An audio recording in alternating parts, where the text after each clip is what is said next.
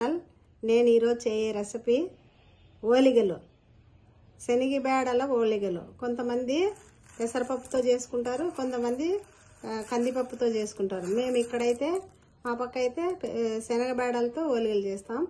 అవి ఓలిగలకు రెడీ చేసుకుందాం రండి. శనగబేడలు బాగా 3-4 సార్లు కడుక్కొని గిన్నెలు వేసి ఉడకబెట్టుకోవాలి. ఆ ఉడికిన తర్వాత మళ్ళీ చూపిస్తా. బేడలు ఉడికే లోపల ఓలిగలకు కావాల్సిన ప్రాసెస్ తయారు చేసుకుందాం. గోధుమ పిండి బాగా ఇలా తడుపుకోవాలి. మరీ గట్టిగా లేకుండా మరీ మెత్తగా లేకుండా ఇట్లా బాగా స్మూత్గా కలుపుకోవాలి. దాంట్లోకి తగినంత బెల్లం కొట్టి రెడీగా పెట్టుకోవాలి.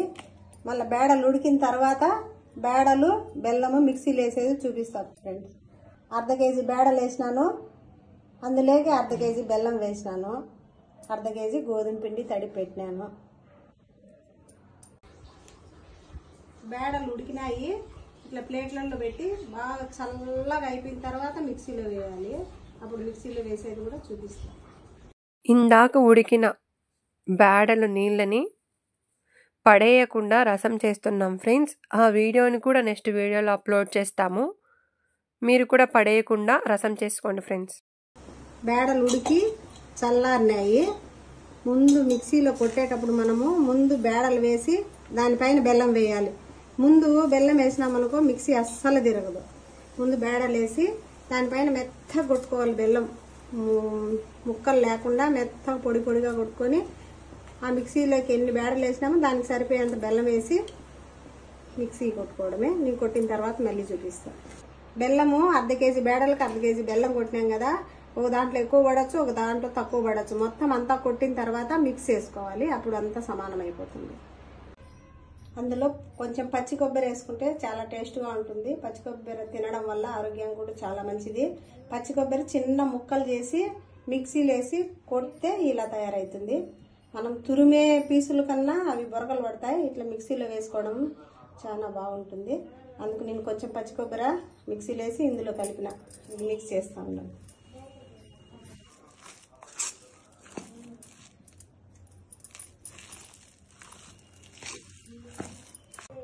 పచ్చి కొబ్బరి వేసి అంతా మిక్స్ చేసేసిన. ఇప్పుడు ఓలిగ చేసే విధానం చూపిస్తా. ఇలాంటి షీట్ కానీ చపాతీ దుద్దే పీట కానీ అన్నం తినే ప్లేట్ కానీ వేసుకోవచ్చు. లేదంటే ఈ బండైనా నీట్గా కడిగి మంచి ఉతికిన బట్టతో తుడిసేసి అయినా చేసుకోవచ్చు ఫ్రెండ్స్. నేను ఇప్పుడు ఓలిగ చేసే విధానం చూపిస్తా చూడండి. రౌండ్గానే ఉండాల్సిన పని లేదు.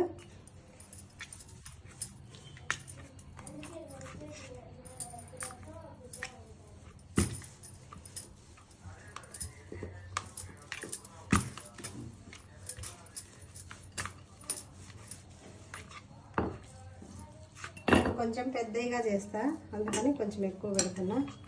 చూడండి ఫోల్డ్ చేసే విధానము. పిండి బయటికి రాకుండా నీట్గా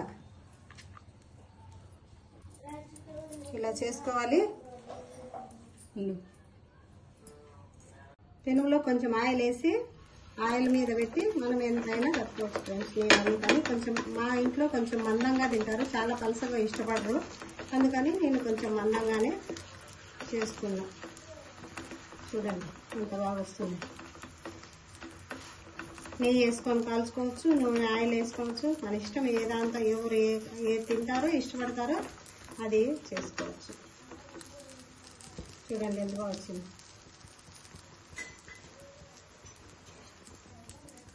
కొద్దిగా ఆయిల్ వేసి బాగా కొంచెం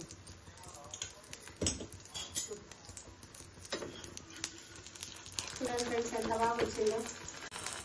చూడండి ఫ్రెండ్స్ ఓలిగ ఎంత బాగా వచ్చిందో.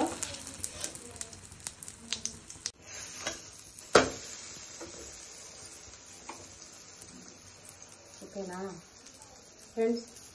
స్టవ్ ఎంత నీట్గా ఉంటే దాని మీద వంట చేసి తింటే అంత ఆరోగ్యానికి మంచిది. వర్క్ చేసే వాళ్ళు బిజీగా ఉంటారు, పాపం నీట్గా పెట్టుకోలేకపోవచ్చు. దయవుంచి వాళ్ళ ఇంట్లో పని చేసే వాళ్ళన్నా పాపము వారానికి ఒకసారన్నా ఈ స్టవ్ ఇట్లా క్లీన్ చేసి బొట్టు పెట్టి కొంచెం ముగ్గేసి వాళ్ళకి సహకరించండి ఫ్రెండ్స్. నేను తయారు చేసిన శనగబేడల ఓలిగలు కొంతమంది నెయ్యి వేసుకొని తింటారు, కొంతమంది పాలు పోసుకొని తింటారు, కొంతమంది వట్టివే తింటారు. చూడండి ఫ్రెండ్స్ ఎంత బాగా వచ్చినాయి. మీరు కూడా చేసుకొని తిని చూడండి. మా ఛానల్ను సబ్స్క్రైబ్ చేయండి, లైక్ చేయండి. ఇలానే ఆదరించి మమ్మల్ని ముందుకు నడిపించండి ఫ్రెండ్స్. అందరికీ నూతన సంవత్సర శుభాకాంక్షలు.